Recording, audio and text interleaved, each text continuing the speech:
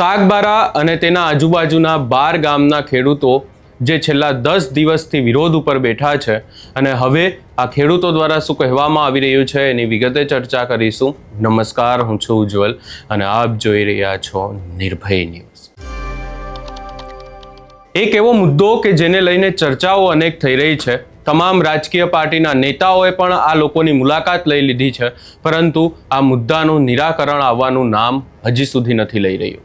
ખાસ કરીને જો ચર્ચા કરવામાં આવે તો મનસુખ વસાવા, અનંત પટેલ, દર્શના દેશમુખ જેવા તમામ નેતાઓએ પણ મુલાકાત લઈ લીધી છે। સરકાર સાથે રજૂઆત કરવામાં આવશે, માંગણીઓ કરવામાં આવશે એવી પણ ચર્ચાઓ થઈ રહી છે। મનસુખ વસાવાએ તો ગાંધીનગરમાં આ મુદ્દાને લઈને મુખ્યમંત્રી ભૂપેન્દ્ર પટેલ સાથે મુલાકાત પણ કરી હતી, પરંતુ હવે ચર્ચાઓ એ જ છે કે 10-10 દિવસથી વિરોધ ચાલી રહ્યો છે, તો પછી આનું નિરાકરણ કેમ નથી આવી રહ્યું? અને આ તમામ ચર્ચાઓની વચ્ચે હાલ જે 10મો દિવસ છે ત્યાં વિરોધનો, ત્યાંથી જે દ્રશ્યો સામે આવી રહ્યા છે, લોકો શું કહી રહ્યા છે એ પણ સાંભળી લઈએ। મારું નામ નાનસિંહભાઈ જયમુભાઈ વસાવા, ગામ ખોપી। આજે ધારણા પ્રદર્શનનો આજે 10મો દિવસ છે। રાતના 10 વાગ્યા છે ને અમે આ પબ્લિક 250-300 આદમી જેવા બેઠા છે।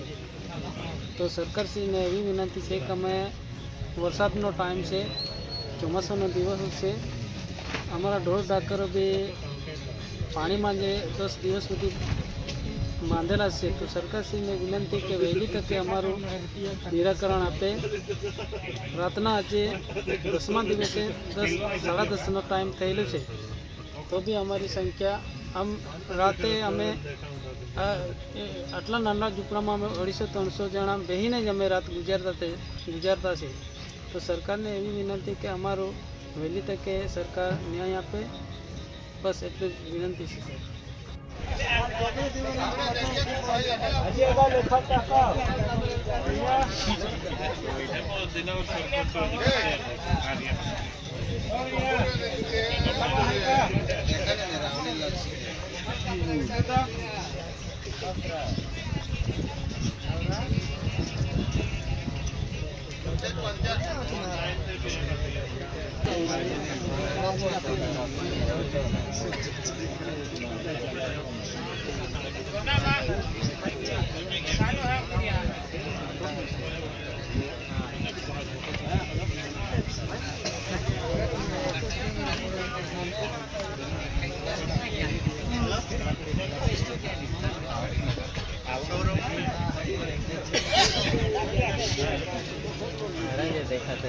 खतरनाक दिखाते हैं।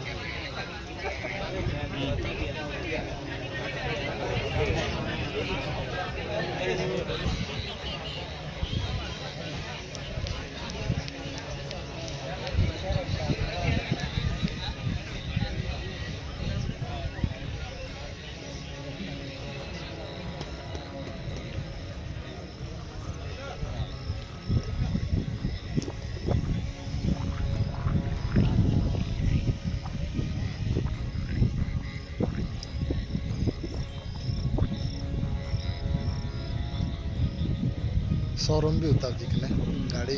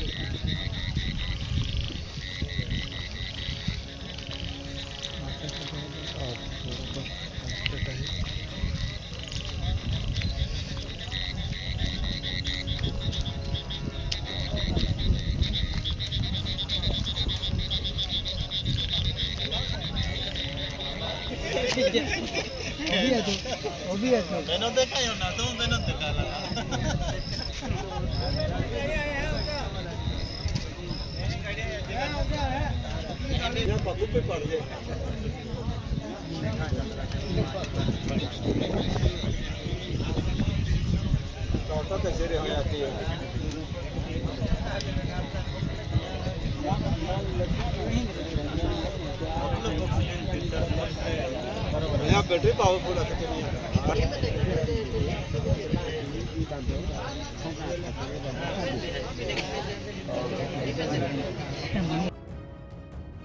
આ સમગ્ર બાબતે તમારો શું અભિપ્રાય છે અને ખાસ કરીને આખી બાબતે શું રાજકારણ આદિવાસી સમાજના ખેડૂતો સાથે થઈ રહ્યું છે કે પછી ખરેખર આ ખેડૂતોનો પ્રશ્નોનું નિરાકરણ આવી શકે છે?